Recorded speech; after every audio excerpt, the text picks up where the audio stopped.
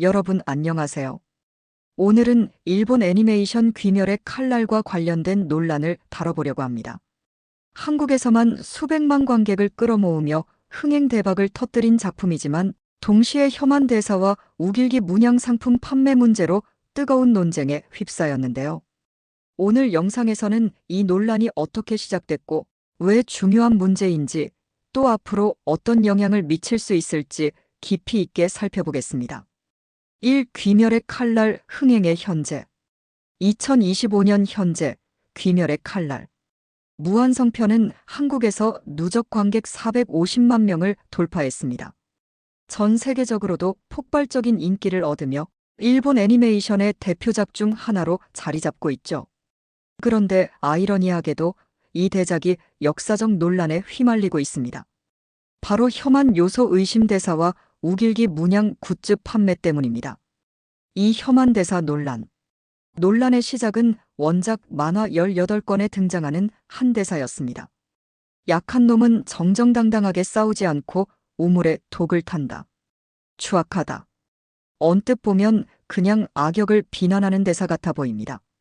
하지만 문제는 이 문장이 일본의 1923년 관동대지진 당시 조선인 학살 사건을 떠올리게 한다는 점입니다. 당시 일본 사회에는 조선인이 우물에 독을 탔다는 가짜뉴스가 퍼졌고 이로 인해 수많은 조선인이 무차별적으로 학살당했습니다. 따라서 팬들은 이 대사가 단순한 우연이 아니라 당시의 혐한 왜곡 선전을 떠올리게 한다며 불편함을 제기했습니다.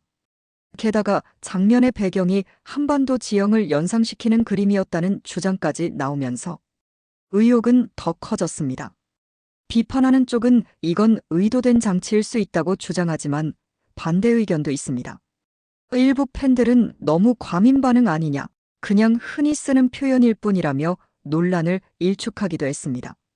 사무길기 굿즈 판매 문제. 사실 귀멸의 칼날은 이미 과거에도 우길기 논란을 겪었습니다.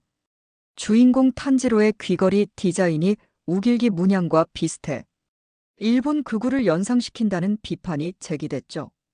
이후 애니메이션에서는 문양을 수정해 논란을 최소화했지만 문제는 굿즈였습니다. 최근 한국 대형 온라인 쇼핑몰에서 우길기 문양이 그대로 들어간 키링, 피규어, 귀걸이가 버젓이 판매되고 있는 사실이 드러났습니다. 역사적으로 우길기는 일본 제국주의와 군국주의의 상징이자 한국과 아시아 국가들에게는 침략과 전쟁의 상징으로 받아들여지고 있습니다. 그럼에도 불구하고 국내에서 이런 상품이 아무런 제재 없이 유통되고 있다는 사실이 알려지자 여론은 크게 들끓었습니다.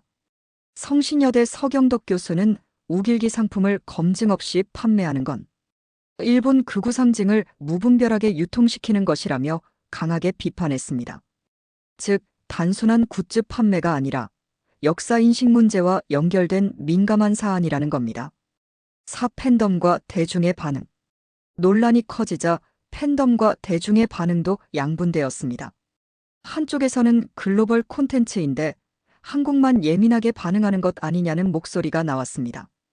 또 작품은 작품일 뿐 정치적으로 해석할 필요가 없다는 의견도 있었죠. 하지만 다른 쪽에서는 대중문화가 사회에 미치는 영향은 크다.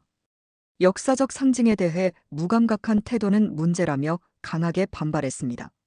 즉, 팬들 사이에서도 작품의 재미와 역사적 책임감 사이에 치열한 논쟁이 벌어지고 있습니다. 쟁점 정리. 정리해보면 이번 논란은 세 가지 핵심 쟁점으로 나눌 수 있습니다. 표현의 자유 vs 역사적 민감성. 단순한 스토리 장치인지 은근히 우익 사상을 담은 건지 논란이 분분합니다. 검증 없는 유통 구조.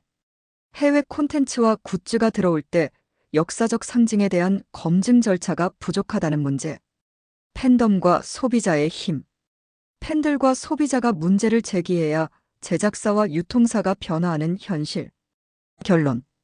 귀멸의 칼날은 전 세계적으로 사랑받는 작품이고 한국에서도 엄청난 인기를 누리고 있습니다. 하지만 동시에 역사적 상징과 민감한 표현이 담겨 있다는 지적도 있습니다. 우리가 이런 논란을 접했을 때 단순히 작품으로만 즐겨야 할까요? 아니면 좀 더 비판적인 시각으로 바라봐야 할까요? 여러분은 어떻게 생각하시나요? 댓글로 의견을 남겨주세요. 오늘 영상이 유익하셨다면 구독과 좋아요, 알림 설정 부탁드립니다. 감사합니다.